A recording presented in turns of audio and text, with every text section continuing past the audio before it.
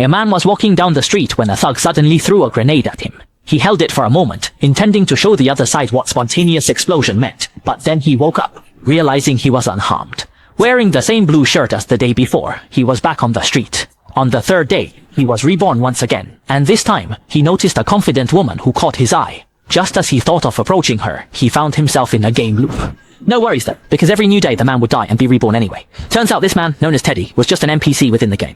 Based on the game's settings, his life followed a repetitive pattern, as he relives the same monotonous life every day. Every day he wakes up, changes into his usual blue shirt, buys a cup of coffee, then heads to work at the bank. Those wearing sunglasses on the streets are the real players, while those without are just like Teddy, NPCs set within the game, just waiting for players to rob the bank until a group of burly men rushes in. Teddy, used to this routine, stays put. Amid the chaos, he calmly lies on the ground, and a short family drama unfolds with the security guard. Suddenly, a familiar face, the stunning woman from yesterday, catches Teddy's eye again. But at this moment, Teddy's programming, initially governed by the game settings, was overwhelmed by the power of love, awakening his independent thought. NPCs only exist to provide players with targets and tasks, enhancing their experience and sense of existence. Their behavior should be fixed, but Teddy started acting beyond his programming because someone beat him up. What was supposed to be a routine player action angered Teddy unexpectedly. He snatched the player's gun and immediately returned the favor, then grabbed the player's sunglasses. As soon as he put them on, it was like discovering a new world. The sunglasses were like ID cards for players in the game, and the entire game dynamic changed instantly. Players before him, guns drawn, with health bars fully charged. The sound of massive game coins scattered around. Teddy sees a medkit and slowly reaches out for it, healing instantly within a second. Right after, another player falls, dropping a bundle of cash. Somehow, Teddy's gun catches a hefty jackpot floating above it. This money was instantly banked into his account. By picking up such gameplay loopholes, Teddy quickly became rich. He immediately upped his gear and bought a dream pair of shoes. Before, he relied solely on these shoes. Now he can wear anything he wants. Soon, the game's owner received numerous complaints from players about an NPC ruining their experience. The boss promptly sent someone into the game to eliminate Teddy. Seeing himself pursued, he desperately dodged bullets. Suddenly spotting buttons on his shoes, a press saw him skyrocket. Climbing 100 meters up, clutching a cable for dear life as chasers almost caught up, he leaped from the rooftop.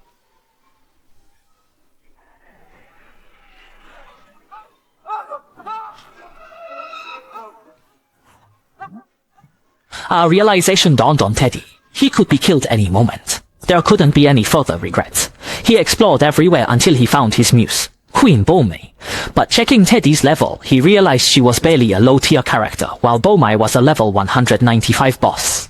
However, Teddy was also wearing sunglasses, so Bomei didn't know he wasn't a player but merely an NPC. Faced with Teddy's confessions of love, she remained unaware. She really couldn't care less. She told him to find her once he leveled up to master's level while casually dismissing him, saying the quickest way to level up with her abilities was by killing NPCs. Teddy was left speechless.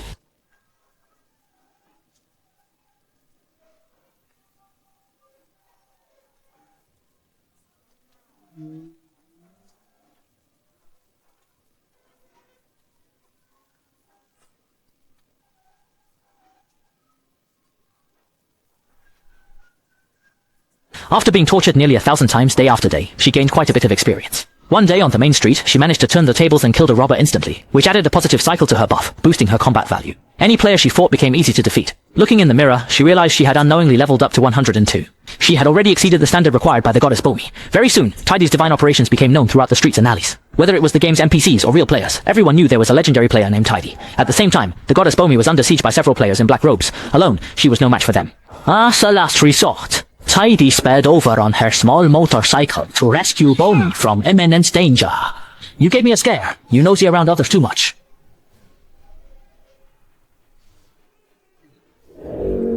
The two slid away on a glider, escaping the chaos after this heroic act.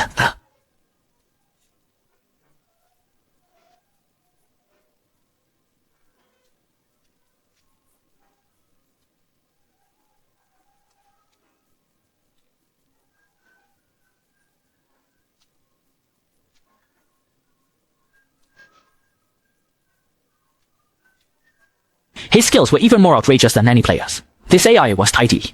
Rui was dumbfounded. The partner she'd been playing doubles with turned out to be an AI. What was even more shocking was that the company boss hacked into Jin Mao's game code and redesigned Liberty City 2. This meant that everything in Liberty City 1 would be destroyed. This also meant that AI Tidy would disappear as well. Rui, upon hearing this, rushed back into the game to tell Tidy that he was an AI and that it wouldn't be long before he was terminated. Tidy couldn't accept this at all. Clearly, he could think and feel emotions. How could he just be program code? Tidy desperately ran to the seaside, only to find an invisible barrier he could not pass through. It was just an invisible wall programmed into the game. After all, he was just a digital character, always moving within fixed boundaries. Everything happening around him was just in-game content. Tidy was in disbelief, unable to accept this truth. He went to find his fellow AI, Little Black, and told him the truth, that they were all AIs. This included their sense of emotions and behavior, even the brotherhood between the two of them, which was fake too. But Little Black told Tidy, my best friend and I wanted to help them through tough times, even if we aren't real. In that moment, that's all that mattered. Right here, right now, this moment is real. Listening to someone can help Teddy realize his own importance. And that's what he found.